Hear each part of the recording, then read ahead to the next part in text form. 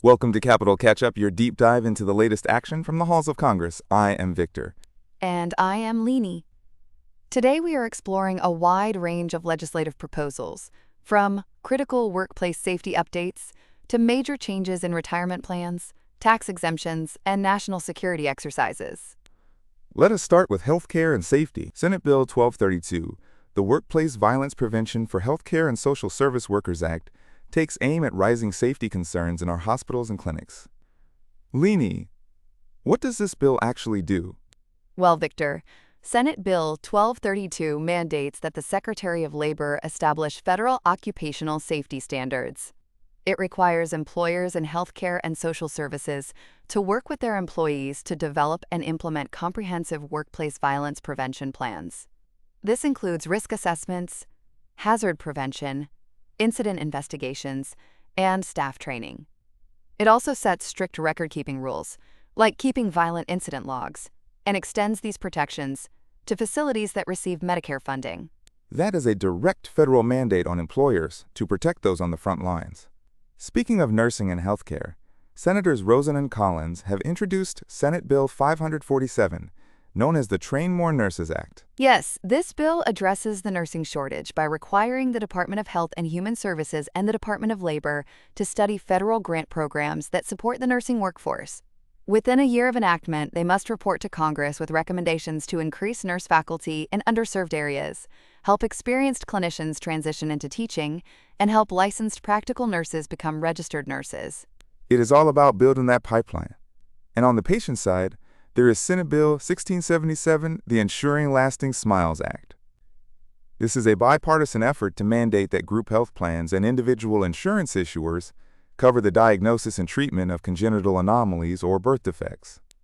Right. It covers medically necessary reconstructive services, dental and orthodontic support, and follow-up care for defects affecting the eyes, ears, teeth, mouth, or jaw, while excluding purely cosmetic procedures. It amends several major laws, including the Public Health Service Act, the Employee Retirement Income Security Act, and the Internal Revenue Code, to standardize these requirements starting in 2026. The Secretary of Health and Human Services would also have to report on patient out-of-pocket costs by 2027. Another healthcare bill to highlight is Senate Bill 1609, also known as Ellie's Law, introduced by Senators Blumenthal and Mullen. It authorizes $10 million in annual funding from fiscal years 2026 through 2030 for the National Institute of Neurological Disorders and Stroke.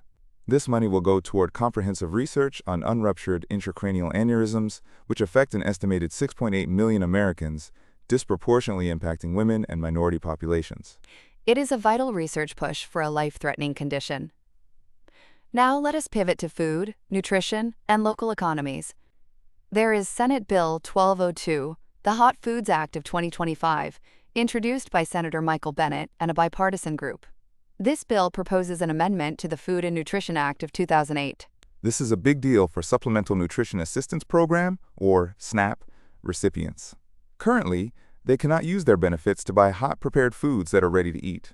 Senate Bill 1202 would remove that restriction, helping those who might not have the facilities or time to cook at home. It has been referred to the Committee on Agriculture, Nutrition, and Forestry. That ties into Senate Bill 2120, the Older Americans Act Reauthorization Act of 2025. This bipartisan bill extends and updates the Older Americans Act of 1965 through fiscal year 2030. It aims to modernize nutrition services by authorizing medically tailored and grab-and-go meals. It also enhances mental health services, improves broadband access to reduce social isolation, and supports family caregivers and grandparents raising grandchildren. It also addresses the direct care workforce by establishing a resource center and refines contracting requirements for agencies on aging to ensure fiscal accountability. To support our food supply chain, we also have Senate Bill 1509, the Strengthening Local Processing Act of 2025. It is designed to support small and very small meat and poultry processing establishments. The Secretary of Agriculture would create a searchable database of peer-reviewed validation studies and publish model hazard analysis and critical control point plans to make compliance easier. It also increases federal funding for state inspections, expands cooperative interstate shipment programs, and provides $20 million annually in grants for infrastructure upgrades, plus $10 million annually for career training and apprenticeships. This is a major push to decentralize the meat processing industry and help local farmers and ranchers access markets. Let us move over to financial security and tax policy. House Resolution 2347, the Survivor Justice Tax Prevention Act, amends the Internal Revenue Code to exempt legal damages, excluding punitive damages, received by victims of sexual assault or contact from federal income taxation. Yes, this ensures survivors are not financially penalized on their settlements, regardless of whether they have medical records or physical injuries.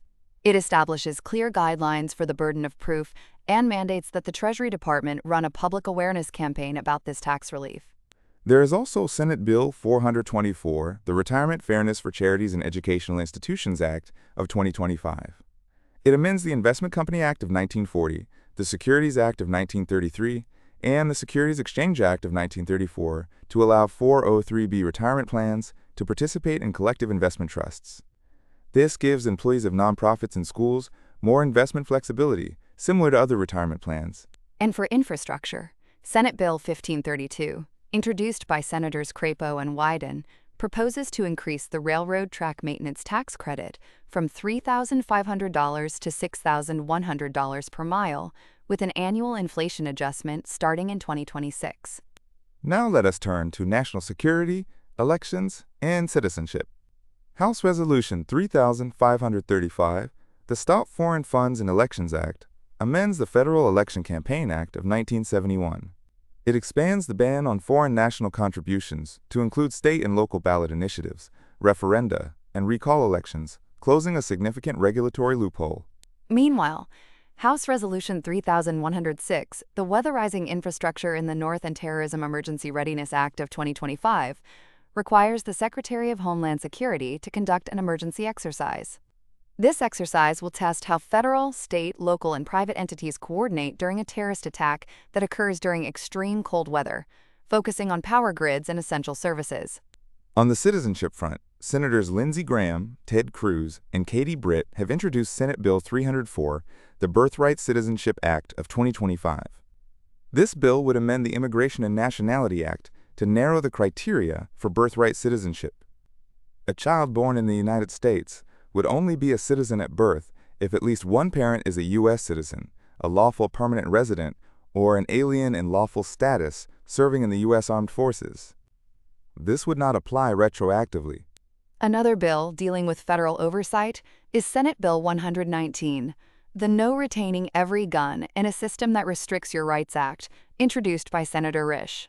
It requires the Bureau of Alcohol, Tobacco, Firearms, and Explosives to destroy all transaction records from discontinued firearms businesses and prevents the collection of such records in the future.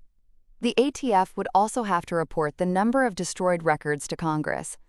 To wrap up our legislative look, Senate Bill 142 is a bipartisan proposal to award a Congressional Gold Medal to wildland firefighters. This medal would be housed at the National Interagency Fire Center, recognizing their sacrifice while acknowledging the ongoing national challenges in firefighter recruitment and retention. Finally, looking at the congressional record from July 13, 2026, the House of Representatives paid tribute to the late Senator Lindsey Graham, highlighting his dedication to national security and global freedom. They also honored the late Louisiana State Senator Larry C. Selders, celebrated the retirements of long-serving congressional staff, and marked the centennials of 2 volunteer fire departments and a family-owned restaurant, alongside the achievements of 2 high school baseball teams.